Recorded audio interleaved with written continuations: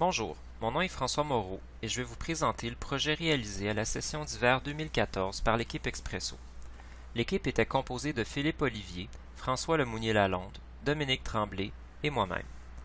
Le projet a été réalisé pour le cours de génie logiciel orienté objet donné par M. Jonathan Gaudreau.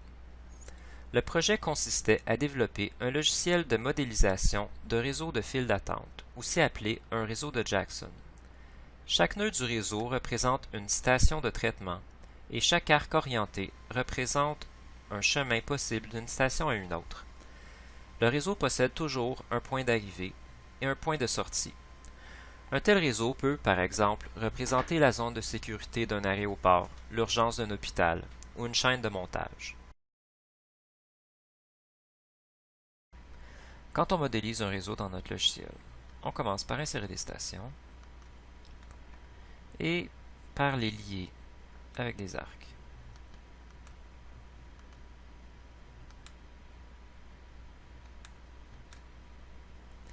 Les informations ne nous intéressent pas pour l'instant, alors on les cache.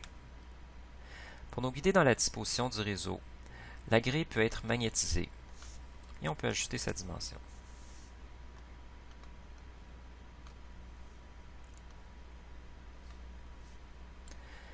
On peut aussi sélectionner plusieurs stations à la fois et les aligner entre elles.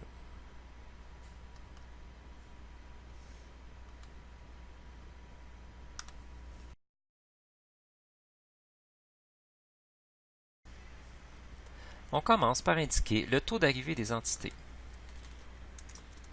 Puis, pour chaque station, on indique le nombre de postes de traitement et la vitesse de traitement en nombre d'entités par heure. Plutôt que de spécifier la vitesse de traitement, on peut spécifier le temps moyen de traitement en secondes par entité. Les deux données s'ajustent mutuellement. Si une station possède plusieurs arcs de sortie, comme c'est le cas présentement pour le point d'arrivée, on peut spécifier pour chaque arc la proportion d'entités qui va l'emprunter. En retour, le système calcule pour chaque station le nombre d'entités qui se trouvent dans la file d'attente en moyenne, le nombre d'entités par heure qu'elle traite et le temps moyen qu'une entité prend pour la traverser.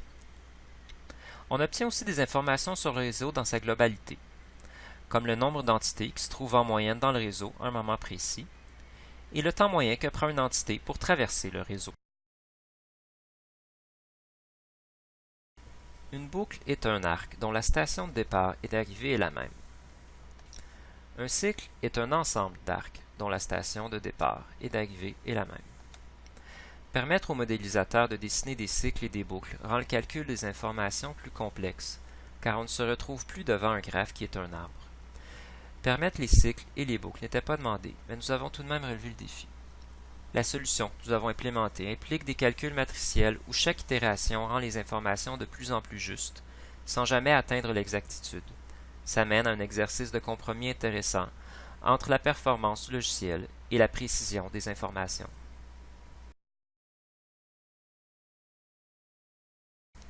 On peut intégrer une image comme arrière-plan du réseau, comme représentation d'une station ou comme élément décoratif. L'image intégrée comme arrière-plan du réseau peut par exemple être un plan de l'endroit où le réseau sera éventuellement intégré. Cette image peut être de type bitmap en format JPEG ou PNG ou de type vectoriel en format SVG. L'intégration d'une image comme représentation d'une station ou comme élément décoratif peut rendre le plan plus parlant.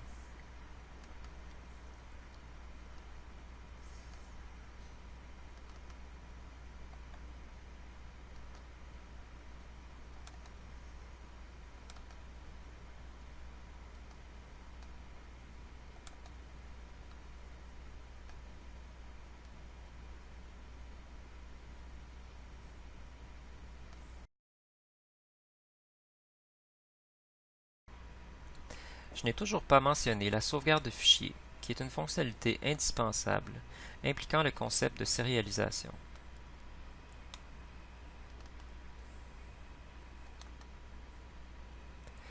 On a aussi implémenté le copier-coller d'éléments multiples.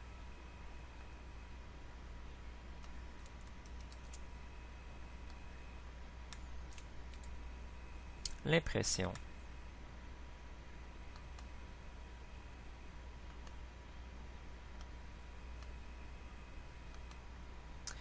et une certaine personnalisation de l'espace de travail.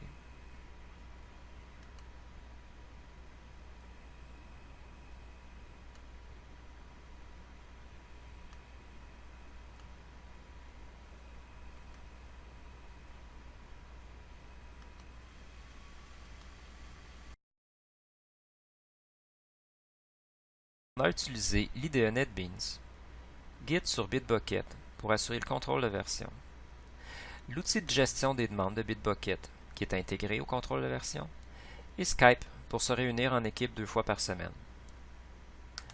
Les outils de développement et une communication fréquente ne remplacent pas une bonne analyse conception. Les outils qu'on a adoptés ne nous ont pas non plus protégés de tout problème. Toutefois, ils nous ont grandement aidés à en avoir moins, et quand on en a eu, ils nous ont permis de les reconnaître plus rapidement et de les régler plus facilement. Nous vous invitons à essayer notre logiciel vous-même en le téléchargeant à l'URL suivante.